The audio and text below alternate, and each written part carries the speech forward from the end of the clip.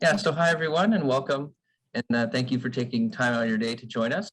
I'm the program advisor here with Safe Care BC, which is the the Health and Safety Association for BC's continuing care sector. It's a pleasure for us to partner with Dr. Heather Cook and Croft, who will share their knowledge and expertise in this webinar about workplace incivility. And before we begin, I hand the microphone over to Dr. Cook and Rhonda Croft. A few housekeeping things for us. So we are recording the session, so we will have it available afterwards, and we also will share some resources for you in an email after the session. We ask just to have your microphone muted, but you can also have your video on, and this might be an interactive session, so they might ask you questions. We'd be great to get some feedback. So, and also, I want to start today by recognizing that we are gathered on the ancestral and unceded territory of First Nations, Inuit, and Métis people across BC. We thank them for being good caretakers of the land and allowing us to be visitors and to do good work. So thank you. And Rhonda and Heather, you can take it away. Wonderful. Thank you, Garrett. So my name's Dr. Heather Cook. And just as we get started, I just want to take a moment to acknowledge the land on which I'm standing today as I deliver this presentation. And that's the land, the traditional unceded territory of the Silks, Okanagan Nation and their peoples. I'm coming to you today from the Okanagan. And I want to also acknowledge that you're joining us from lands near and far, and want to acknowledge those traditional owners, past and present, as well. So my current role is as the Provincial Coordinator of Knowledge Mobilization for the Alzheimer's Society of BC. And I've spent more than 25 years working in dementia care settings in both a frontline and a research capacity. And I'm a firm believer that residents' quality of life is inextricably linked to the quality of staff work life. And I'm here today with my colleague, Rhonda Croft, and I'm going to turn it over to her to introduce herself. Rhonda? Wouldn't be a Zoom call unless someone was muted. Hi, everyone. Welcome today. Heather and I are so happy to be talking to you today about subjects close to our hearts. I am an RN, and one of the best careers that I ever had, or best working experience as an RN, is in long-term care, where I know many of you come from today. And I worked on a dementia unit, and actually Heather was a colleague of mine. And now I am working for the BC Nurses Union. I am the manager of the professional practice department. And so kind of come full circle to now helping other nurses and other caregivers. And I too, like Heather, I'm in the Okanagan, so I really wanted to acknowledge my humility in being able to live, work, and play on the lands of the Silks peoples of the Okanagan nations. And I would invite all of you to put into the chat where you're from, where you work, and the lands that you reside on or work in, if you know them. So we'd invite you to just do that right now, if you would like to. And with that, I'm going to turn it back over to Heather, and we're going to get started. Thanks, Rhonda. So the images on the slide on your screen capture some of those headlines that pertain to long-term care and the working conditions in healthcare for frontline staff like yourselves. It's likely been the hardest few years of your working lives. And over the past 2 years, COVID has revealed the fault lines that exist in our long-term care homes across the country. This ongoing systemic and structural issues that really beleaguer long-term care, staffing shortages, under-resourcing, and residents with increasingly complex needs. Now, long-term care is a place where relationships flourish between staff and residents. And if you ask staff about the best part of their job, hands down, they tell you it's working with their residents. And if you ask them about the most challenging aspects, they'll often tell you it's working with their colleagues. And so today we're going to focus on why, now more than ever, workplace relationships amongst staff really do matter. So a little bit of background. The root of the word civility, so that is civil, is related to being a citizen and being part of a society with rules and responsibilities that accompany being a citizen.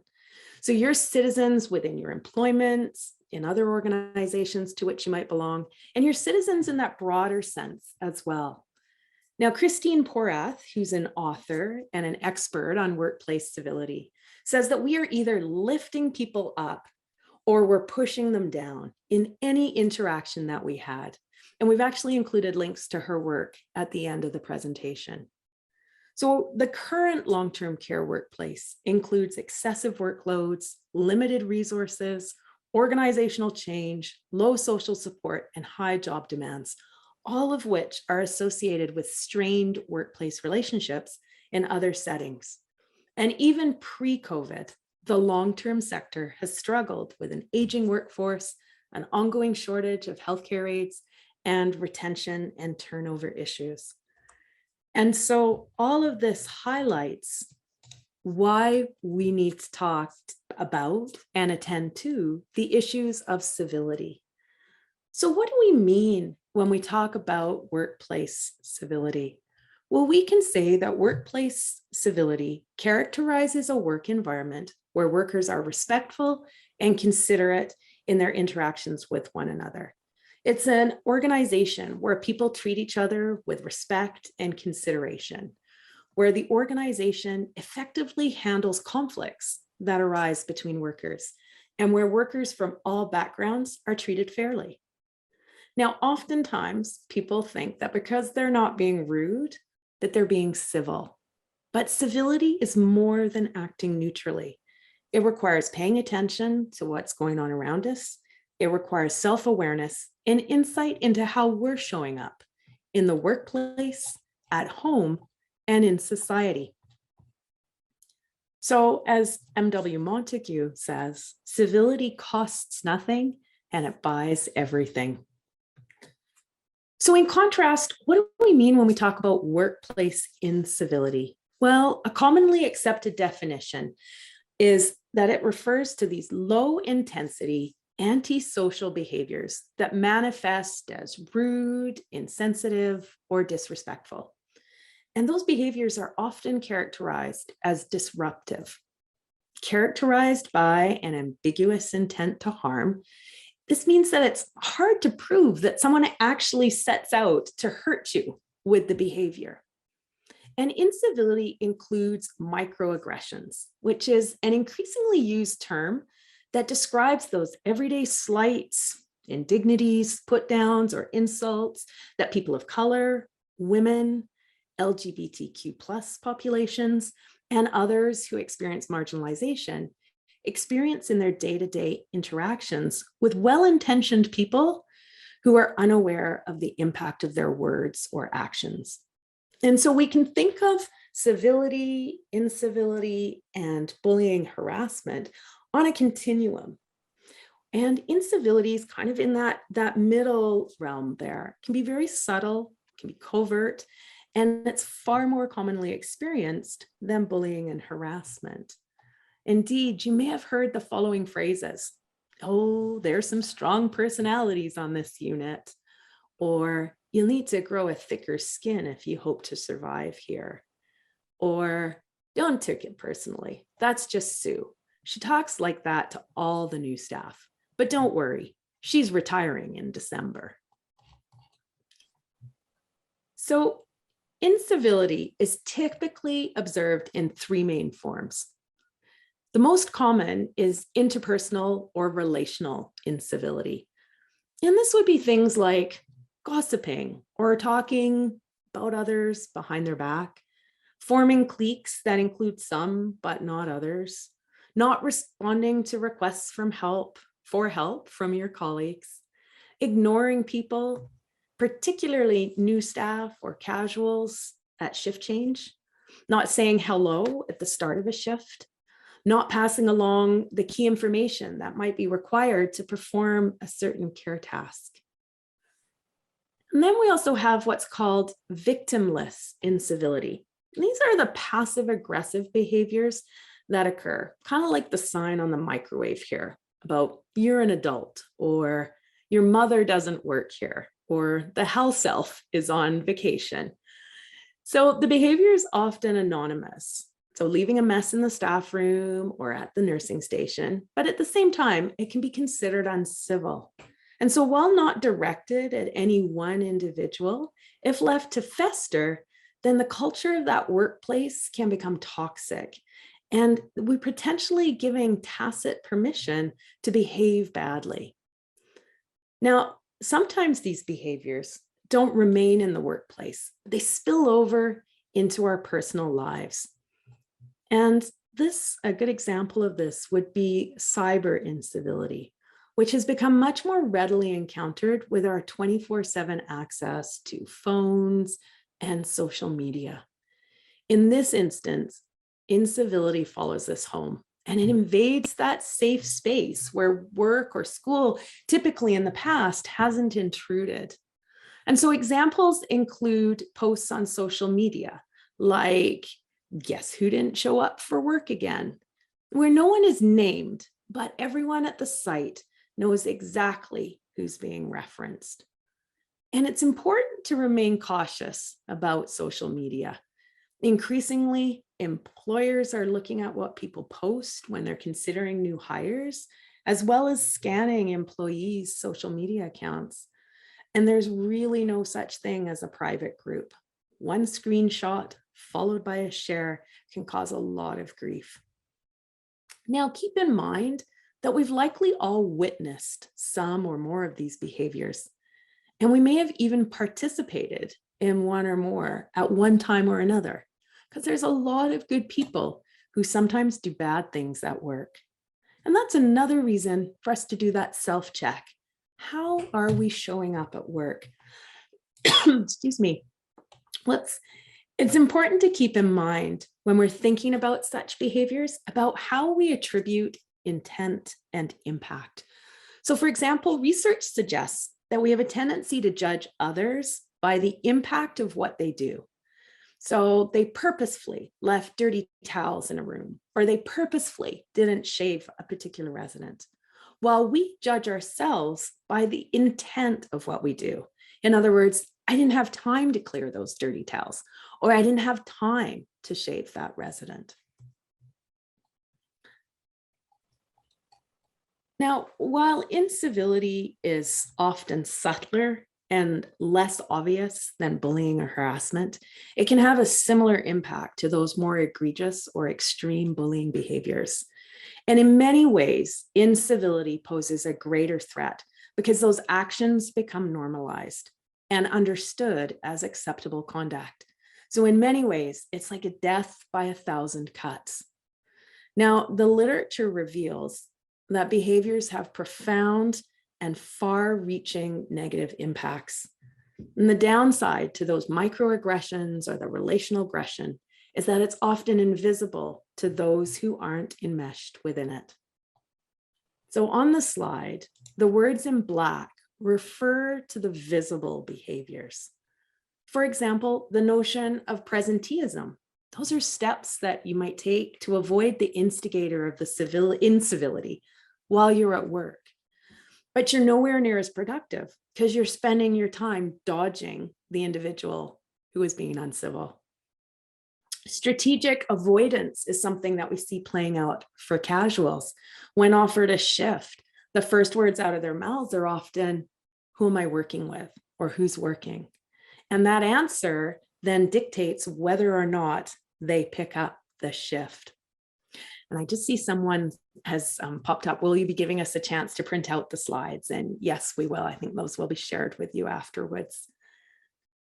So staff often seek to get even with the offender or with the organization, because an organization can be seen as being a complicit or a willing accomplice in this behavior. And we also know that there's an impact on helping behaviors. So in terms of requesting help, receiving help, and resisting help. So there's this reluctance sometimes to seek assistance from those with whom you've had a previous altercation, or who might imply that you're incompetent because of your need for help. As frontline staff, we can sometimes be sensitized to those power inequities and this need to maintain balance. So if you do something, you want to make sure that someone's doing something nice back. And if they don't, that can sometimes impact the receipt of help. As a casual, you might find yourself on the receiving end of, sorry, you're just going to have to wait. But once you prove yourself, you might find that help is a little more forthcoming. You can do your job, so you must really need the help. I can remember chatting with one casual who said she often felt like she had only one shift to prove her worth, and that what she did on that first shift impacted her interactions with her colleagues from there on in. And then sometimes there's this resisting help that occurs, having to answer calls for colleagues who just don't seem to be pulling their weight. And so there's this resistance to kind of pick up their calls, perhaps quite as quickly as you might somebody else's. Now, obviously, all of the above impacts resident care and quality of life, because when staff don't get along, what would it be like to be that person in the middle and to feel that tension that occurs between staff members? And all of the above impact the trust that occurs between staff, because at the end of the day, we all want to know that our colleagues have our back. And this decreased mental health, which I've kind of slotted in right at the waterline there, it's increased stress, increased anxiety, increased depression, and decreased resilience. And all of those pieces are potentially exacerbated by COVID. And it's important to note that among healthcare workers, intent to leave and long-term sickness absence are actually higher for frequent exposure to workplace incivility, more so than for exposure to patient threats and violence. So it has a far-reaching impact. Now, for the last 2 years, staff have been working these incredibly long hours under extraordinary pressure and working even more short-staffed than pre-COVID. There's been incredible changes within the workplace, ongoing policy changes, staffing changes, limited visitations at site. There's an outbreak, there's not an outbreak. There's restricted visitors, there's not restricted visitors. There's an absence of that support that might have existed from families pre-COVID. There's no staff appreciation barbecues and no recognition events. So all of this to mean you're spending more time with your colleagues than ever before. And those workplace pressures are greater than they've ever been. I would imagine that many of you can relate to this image here, that feeling of being pulled in multiple directions as you try and follow the directions and protocols that are issued by management while trying to support your coworkers and continuing to meet your clients' or residents' needs. So we often talk about incivility as the elephant in the room, something that no one talks about or deals with. And with COVID, we imagine this elephant has broken free and is running rampant. And these aren't normal times. What we're experiencing is unprecedented in modern history. So what can we do to help being avoided, or what can we do to avoid being trampled by the elephant? Dear, it's late in the day.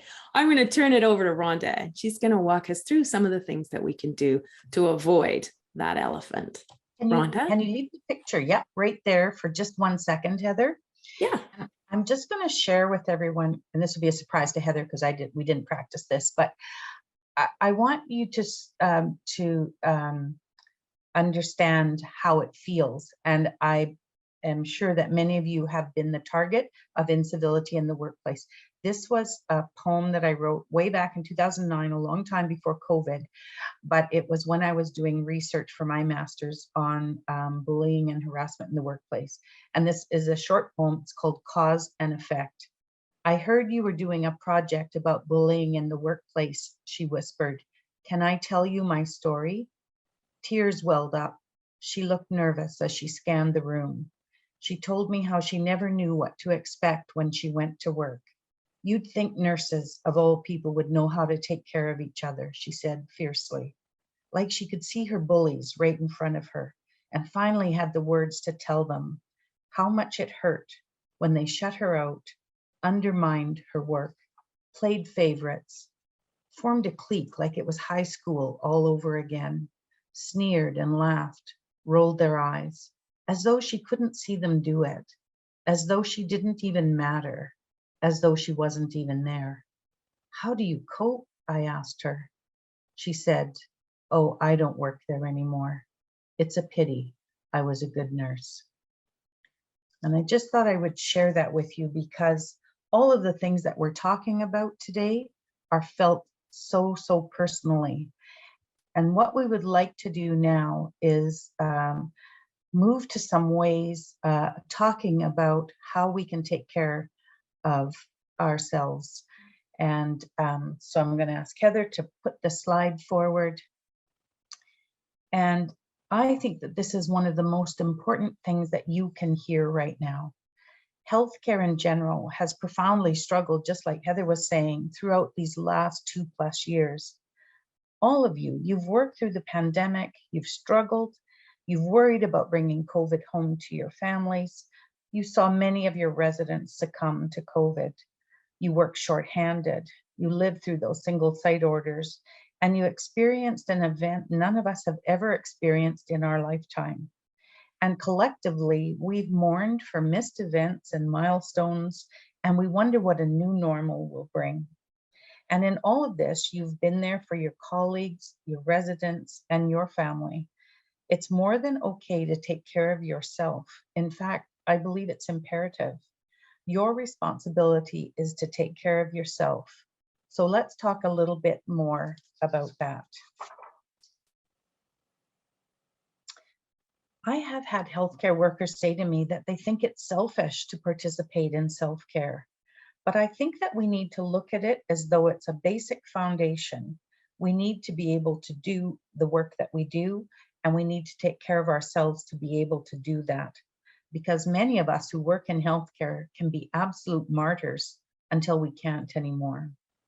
Now, time is one thing I bet all of you wish that you had more of. You work, you maintain a home, care for children, perhaps elder care. All of these things can suck the life right out of you.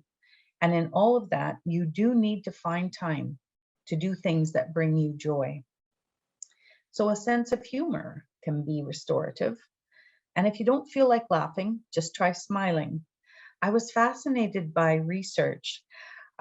This group of researchers collected baseball cards from a long time ago, the 1920s and 30s. They found all of those baseball cards that they could find.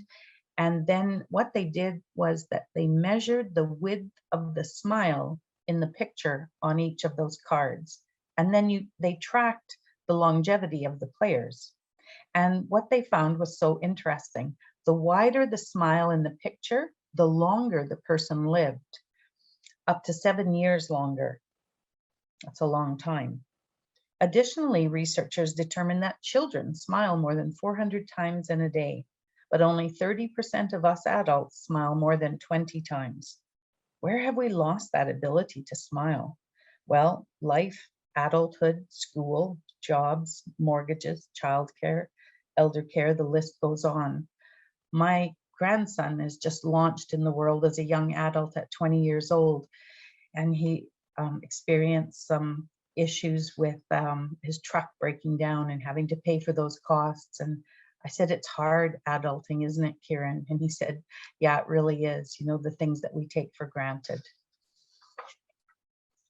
For me, I found that I was watching really dark crime shows in the evening, and then they left me feeling anxious and cynical as I was going to bed. So I switched to comedies like Schitt's Creek, Life in Pieces, or Afterlife, because at least I could laugh at the humanity within the dysfunction. And finally, breathe, just breathe. Practice a breathing meditation to learn how to ground yourself. Be in touch with your body. There are many apps and videos out there that can help you get started on that. Now, at the risk of being simplistic, in an overly stimulated, stressful world, how do you begin to regulate your nervous system? How do you practice self-care? Find something that works for you and commit to it. It's really quite personal. But starting these practices early is essential. Don't wait until you're not coping. Author Neil Pasricha suggests that we choose one of 3 simple daily practices to begin to reconnect with ourselves. This is the first one. Read for 15 minutes before bed. Reading for pleasure only. Don't bring home the policy and procedure manual from work. Second one, go outside, get into nature, go and have a walk. But you can see by the little sign, it's very important to leave your phone at home and just go out and enjoy. For those of you that indulge in journaling, this is the last one that he suggests. You could journal for 15 minutes in the day. And that really is an excellent reflective practice. I have a friend who had a number of stressors in her life and then was hit with a breast cancer diagnosis. This was in the very early days of COVID, through the lockdown. She lived alone, and because of COVID, she was really feeling especially isolated. And she said that one of the things that she missed the most was touch. Now, her neighbor had a dog, and in better days, when she could go out, my friend would take that dog on hikes. Now that she was home and alone and feeling lonely and low, she would call the neighbor and say, send the dog over, please. And the dog would come over and have a sleepover with her. And that kind of restored, having those snuggles with the dog. A university here in BC has introduced therapy dogs on campus to help students de-stress and get some quality snuggles in. People suffering from anxiety have found great benefit from participating in horse therapy or equine therapy. Some people have chosen to do yoga with goats. I'm not quite sure about that one, but apparently it's fun. Research has shown that watching images or videos of cute animals, baby animals, can reduce your blood pressure, your heart rate, and anxiety. Don't underestimate the healing power of animals. And I can see things popping into the chat, and I would really invite you, yes, pop in your self-care ideas to share with your colleagues in the room. Add your ideas. Someone recently asked me what I recommend for self-care. Again, self-care runs the gamut of the most simple of practices, which help you to de-stress and restore your equilibrium. That could be curling up on the couch in your pajamas to watch a movie. For others, it might be going out for a run. But I also want to just remind you, it includes the recognition that other interventions might be needed, accessing mental health resources, for instance. And there are a number of free resources available. And I know your workplace likely offers you some as well through your benefit package. There is no shame in reaching out for help. What I would say, however, is that you need to do something every day that brings enjoyment and helps to restore your well-being. And if you don't know how to start, put a timer on for 15 minutes and do something you enjoy. That's enough time to make a cup of tea and do the Wordle. You could zip outside for a breath of fresh air. You could send a text to a family member or a friend telling them why you love them. And I just love your ideas that you keep popping up there. That's fantastic. Oops, and there's somebody out in the waiting room. I'm just letting them in. Okay.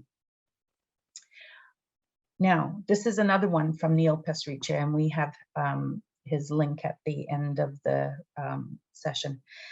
Perhaps you want to start a daily gratitude practice. So this is what Neil does. He has these little cards beside his bed. He has them already pre-populated. You know, all of us that work in healthcare, we like little pre-populated things. So he takes one of these cards. It's got these 3 prompts already written on it.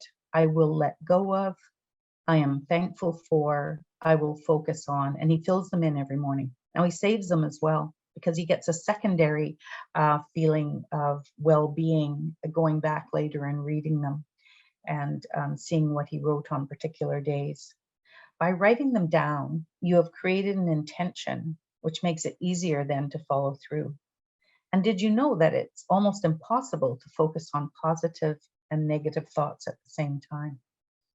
Alex Kolb is a neuroscientist from UCLA, and he says it's not that finding gratitude that is the most important thing.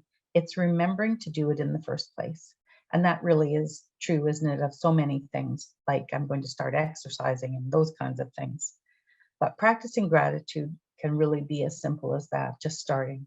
And maybe you just want to start with number 2, I am thankful for, and then reviewing it at the end of the day. Okay. Kindness research is a growing field, and it's revealed some astonishing data.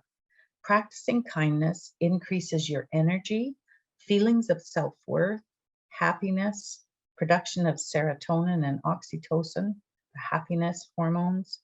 It also can contribute to a longer lifespan, much like smiling did.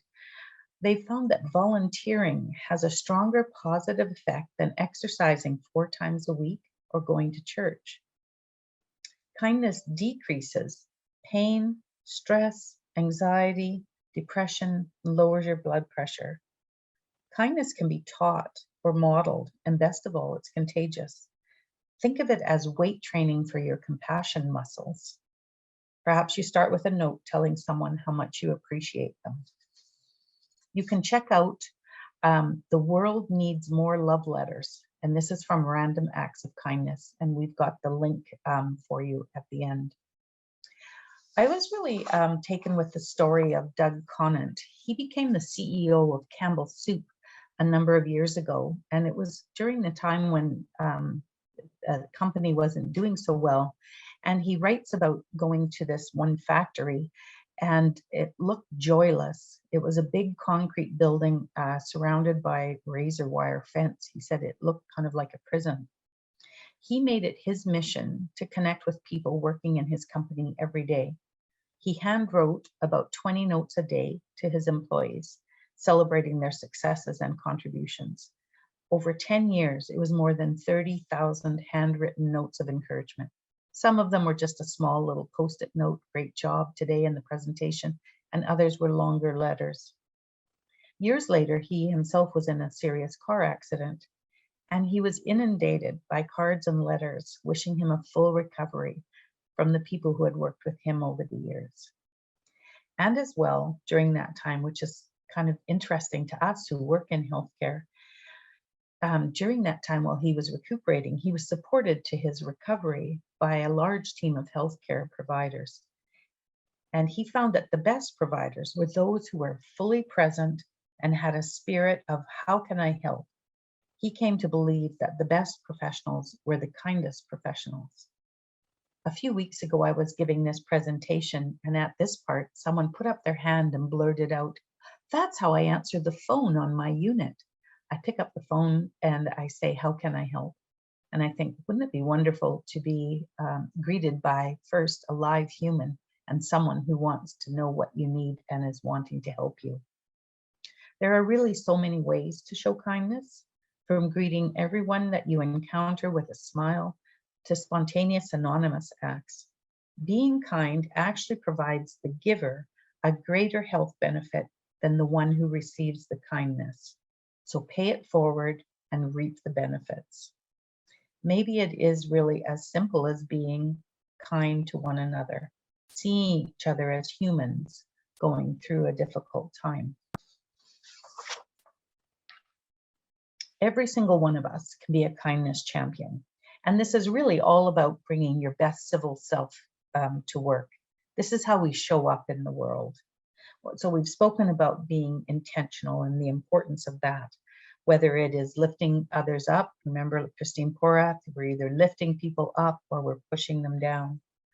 Whether it's doing that, whether it's practicing self-care or being kind. Now about feedback. If you can accept feedback as a gift and jump over being defensive, it's a huge gift to be able to listen to someone and listen fully. Don't be so quick with our excuses or arguments. Don't be just listening to, we're forming our argument while they're talking. And offering people feedback in the very kindest way possible, making it safe for both you and the other person to offer that feedback. Listening more and speaking less. Those kind of along the same line as what I was just talking about. Now, learning from your leadership heroes. There are people in your life that you admire that you look up to. They could be in your workplace, they could be anywhere. But why don't you kind of conduct an interview? Invite that person out for coffee, now that we can go back out for real face-to-face coffee, and tell them what you've learned from them. Ask them how they got to be so awesome and what they could suggest for you to advance your leadership abilities. Lately at our organization, we've been talking about reverse mentorship. This is the idea of this is seeking out somebody new to the organization and asking them if they will mentor you in helping you to understand working in healthcare from their perspective. What can you learn from them? So maybe be thinking about that in your workplaces. And really, this next one, connect with your inner child. I can't stress how important this is. What is the job of a 5-year-old? Well, it's basically to eat, play, sleep, learn, repeat. Research tells us that sleep problems are connected to anxiety and depression, and it can become kind of a vicious cycle. Working on improving your sleep patterns is a form of essential self-care. Learning how to eat better, especially for shift workers. And really don't neglect playing, however that appeals to you. So being kind is an awesome superpower. Start with yourself first.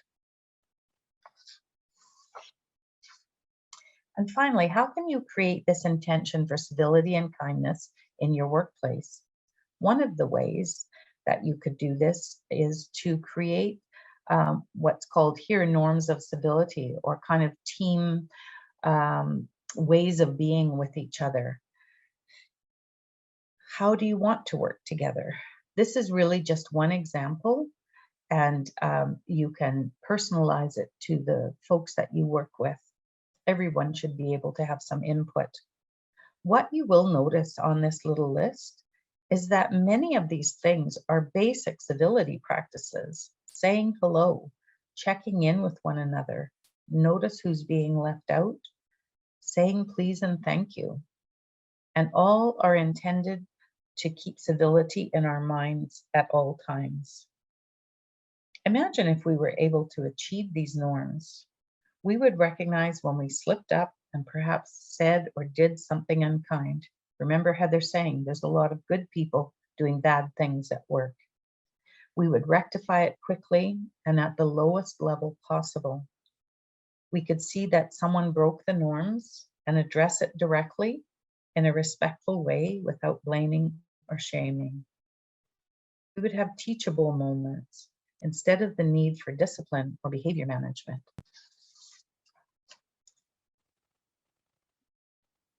Okay, and I don't know, I'm hoping that you can see these. These are my Be Kind cards.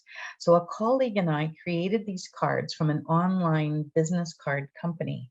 We had so much fun selecting the images and then writing the messages. So what you're seeing, for instance, see kindness is contagious. On the back side of it, that's where it says, tag you're it, pass it on. And the puppy one at the bottom, I couldn't help but notice all of the positive things that you bring to the team. Thank you for being you. And another one here, just so you know, you're braver than you believe and stronger than you seem and smarter than you think. And that's by A.A. Milne, who wrote Winnie the Pooh. You've got this. And then you're awesome. Have a wonderful day, as wonderful as you. So we bought boxes of these cards, and I often arrived at work early, and I would go through the empty building and leave one of these cards in various places on various desks around the office. And I got so much enjoyment out of it that it made me feel good all day. And a lot of times I would just have them in my purse, and there would be occasions where it would, to me, it would look like, you know what, someone needs just a wee little bit of kindness, and I would just hand them out. And you know what, people are really tickled by even very small gestures of kindness. And yeah, I recently gave all of the ones that I have left, because I've been working from home, for 2 years, but one of the stewards in a big facility who had attended one of my workshops said to me, "Do you have any more of those cards?" She said, "I just love being able to hand them out to the folks working in this facility." And so I sent her my supply for her to pass them on, because no use sitting in a box at home. They need to be out in the world spreading joy and kindness. All right, some of you today might be feeling like you're ready to slip under the waves. And at a personal level, it's important for you to know that you're vulnerable to burnout and exhaustion wherever you work. And many of you might be feeling that right now. Do a personal inventory and check your stressors as well as your stress responses. We have a link in the resources for you to do that. Maybe you haven't been paying enough attention to maladaptive behaviors that you've taken on over time. Again, not sleeping well or eating properly. Or perhaps you're self-soothing through addictive behaviors to social media, substances, online shopping, etc. One great idea I heard recently from someone, she puts a timer on her social media use. After 1 hour, the ding goes off and she puts it away. She said that she was doom scrolling, and probably I think all of us who have a phone or an iPad relate to that, doom scrolling, and it was giving her feelings of anxiety, kind of like watching those dark TV shows that I was talking to you about previously. I really want to stress to you that this is not about assigning blame or judgment to individuals. There really is enough blame and shame presently in our culture to last a lifetime. We don't need to heap it on ourselves or onto others. Folks who work in healthcare are often very reluctant to ask for help for themselves. You might be feeling like you are about to slip under the waves. Pay attention to your body and your mental health. Put on your own oxygen mask first. Otherwise, you are no good to anyone. Utilize the resources available to you. And the big systemic issues in healthcare can't be fixed by asking workers to do more with less. And lost in the face of those big issues are the cost to the individuals in the system. You matter. Your colleagues matter. The leaders matter. Because we're all just people trying to do the best we can in a very chaotic time. What I tell folks is that we can't fix systemic issues in a workshop, but it is our hope, Heather and I, that through this presentation, you may be able to more easily recognize and challenge incivility when you see it or when you do it, practice self-care without guilt, and find joy and kindness. Thank you. Thank you for everything you do. Every day, the teams that you work with in healthcare, including you, are healthcare heroes. Thank you for all that you're doing right now. It's appreciated more than you know. And now these are some of our resources. Neil's book there in the center. He's also written The Book of Awesome and The Happiness Equation. Check those out for ways to live an intentional life. For those of you that want to know how to have a difficult conversation with someone, because it is hard, Crucial Conversations is really, really helpful. And Christine Porath is the person that we were talking about earlier, about lifting up or pushing down. So you might want to read some of those. These are the online resources, and we'll make sure that you have them. And what I wanted to tell you about is the Canadian Mental Health Association, the sponsor for this talk as well. They have a stress index. So you can go to their website, go under mental health, and then it's called What's Your Stress Index? And you'll note that a lot of their questions are about the behaviors that we've been talking about as civility. So it's a really good barometer as to how you're coping. And then there's some other really cheerful and lovely ones that like Random Acts of Kindness.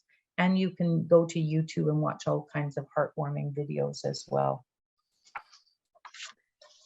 And so just to say thank you to all of you for taking the time today, and also just to acknowledge the folks who helped with us with the research that informed this presentation, the fantastic artwork that was all custom done by Caitlin Bauman. And our email addresses are up there on the screen if anyone would like to reach out for more information. So just acknowledging the Michael Smith Foundation for Health Research, the School of Nursing at UBC, the fact that some of the research to which I referred was supported with funds from WorkSafe BC, their research program, as well as the Alzheimer's Society, and of course the BC Nurses Union. Can we have the books back on? Absolutely, we can. There you go. And yes, we will do a PDF of the slides, and we'll circulate that to everyone, or Safe Care will, so that you can get those links to the resources rather than having to frantically copy those down. And so at this point, we want to turn it over to you and welcome any questions that you might have. And I think I'm going to stop sharing at this point, and that way we can see each other. A little bit more. I just have to find the control on the screen. There we go. Oh, perfect. So you can go down to the reaction button and raise your hand to ask a question. You can put it in the chat. We'll monitor the chat as well.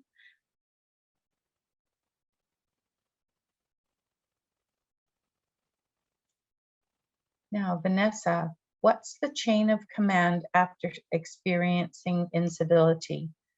Can you tell us a little bit more about that? Are you asking where you go in your organization after you've experienced incivility at work?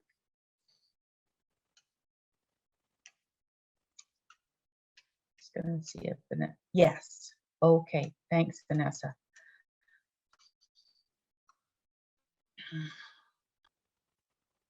What I often suggest, and it can be difficult, and I really want to acknowledge this as well, that ideally you want to solve things at the lowest level possible. So if you were able and felt safe enough to be able to have a conversation with the person, to ask if they're willing to speak with you, to make sure that it's a private place, it's not in the middle of the nursing station or something, and then speak from the first person.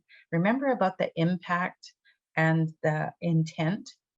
What you want to do is focus on how whatever the person said or did impacted you, and then just leave it with them as a gift. If you think about it as a gift, and their first instinct is probably to say, oh, I didn't mean that, like that. And then that could open up a conversation for sure. You don't have any power over, I guess, how they're going to accept what you're saying.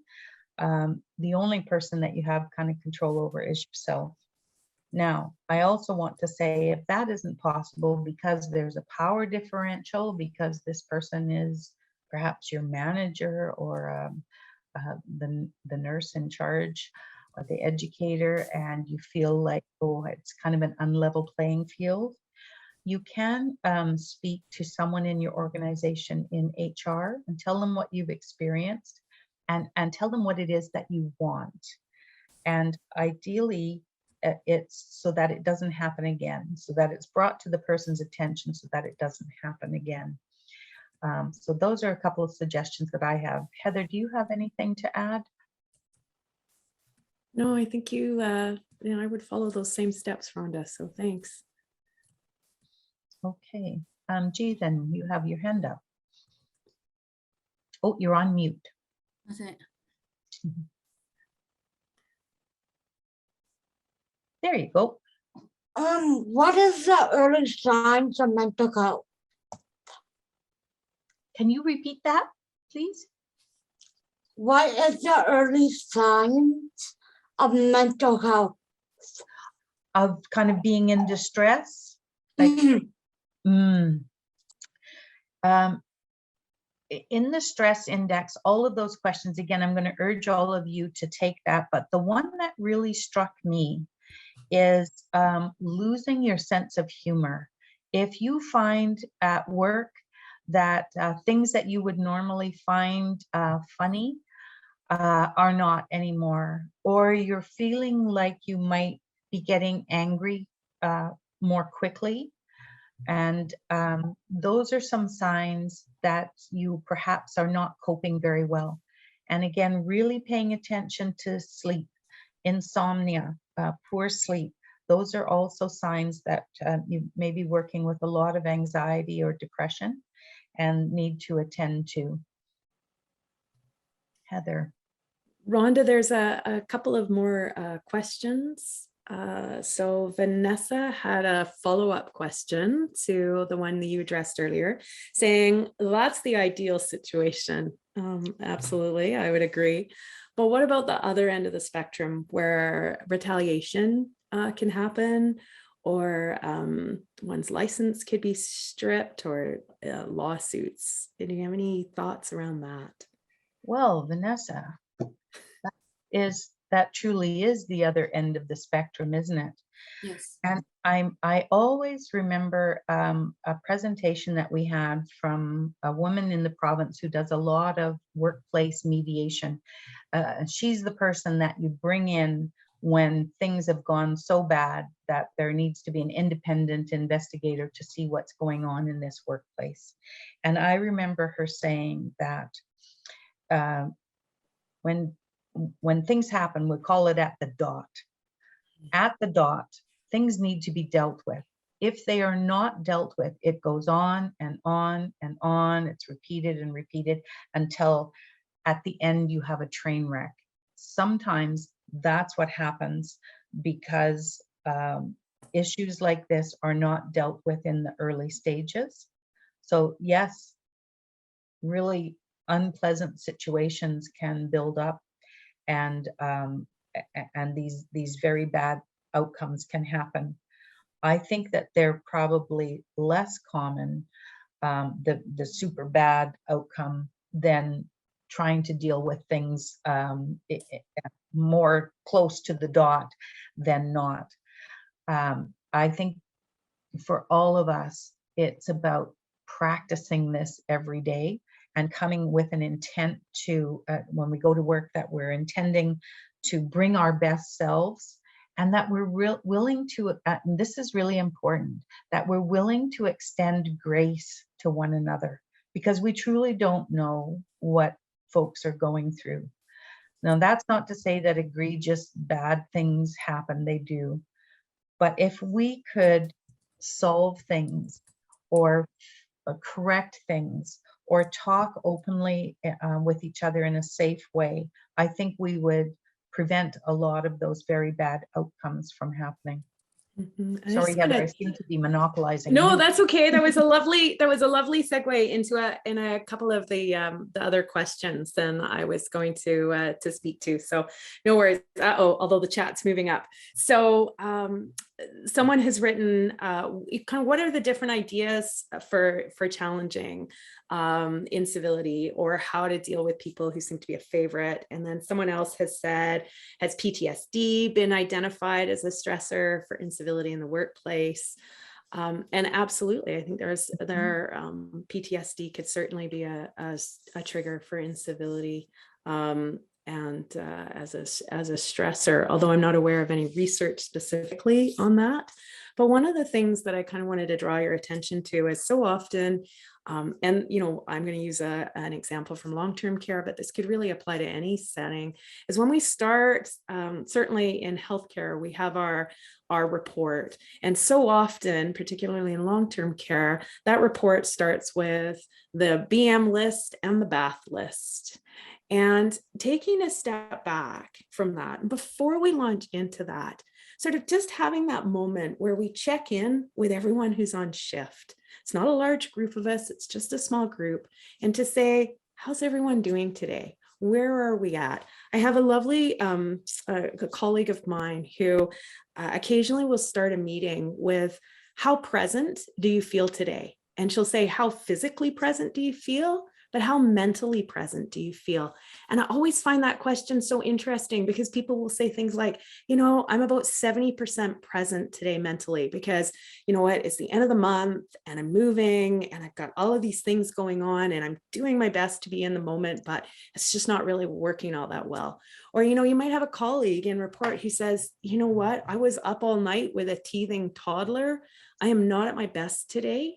And just, I might be that person who forgets those towels in those rooms or just is a little more absent-minded today. So I'm not doing that intentionally, but if you can work with me, that would be great. And wouldn't it be lovely if we can kind of set that tone and really in report, like we can only care for those people that we encounter in our workplaces if we are cared for ourselves. And that's a great way to kind of set that up to begin with, and really having those conversations and creating that space then where people feel safe. Because when you think about it, everyone trundles into that report in the mornings or the afternoons or the evenings. Some of us, we've got a purse on our shoulder and all our baggage from the day is tucked up neatly in a purse. For some of us, we're dragging it behind us in a wheelie bag, and a big wheelie bag at that. And just being mindful of what people bring. We've all got lives outside work. And sometimes it's not realistic to ask us to check all of that at the door. We do the best we can, but sometimes there's spillover. And then the other one that I wanted to speak to is our occupational health and safety committees are often great places to start to have some of the conversations around civility and incivility. We so often focus on the physical, the slips and the trip hazards within the workplace, but sort of starting to have those conversations around how do we come together in this workplace and how do we act together? And that's a wonderful opportunity to start thinking about kind of those civility codes of conduct like Rhonda was talking about. So I'm just putting an answer in the, just a moment, to Jeevan's question, and I've just popped that in there for you. She was asking a question about how does the hospital staff decide if you can't visit your loved one? And I just wrote, this is a complicated scenario, and but asking to have clarification around the why is really crucial to understanding and might take more than one conversation. And it's really important that there's a good facilitator for that kind of difficult conversation that can keep it safe for everyone. Thanks, Rhonda. And I also wanted to say, I see a couple of comments about, will this be repeated? Some great information. And so one of the things that I just wanted to put on your radar was we were successful last year in partnering with Safe Care and receiving a grant from the Michael Smith Foundation to develop an online toolkit for addressing workplace incivility in long-term care. Rhonda is part of the group that's working with me on that. And we are aiming to have that go live in late September, October time. And there'll be a number of resources like the ones that you've seen here today, plus more, some discussion-based scenarios to engage with. There'll be some recorded pieces Rhonda and I will do that sort of, slight variations on what we've talked about here, but broken down into 10-minute clips so that folks have the time to do that. It'll be designed, there'll be sort of two portions to the site, those for frontline workers and as well for managers and administrators. So certainly stay tuned and we'll hope to have something to you then that will be useful for you to take back and use more widely, certainly recognizing that this is an issue for many folks today in our workplaces. And I'm conscious of the time. It's 3:29. So just thank you to everyone for taking the time to spend with us today. Again, Rhonda, our emails were up there. I might just pop those up again here if I can do it quickly enough. Whoops. Here we go. Oh, there we are. Oops. Let's move that. Oh dear. There we go. Can you see that, or has that got the chat superimposed on it? it's got the chat. Okay, how about this one? There you go. There we go. Got it? Okay, great. So there's our emails. We always love to hear from people, so please do feel free to reach out. And thank you for everyone's engagement. Some wonderful comments in the chat as well. So have a wonderful day, everyone. Thank you for joining us. Thank you, everybody, and we will send the resources and the slides out shortly by the end of the working day. So, and thank you again, Dr. Cook and Rhonda Croft, for your time, and hope to see you all again soon. So have a great day, everybody.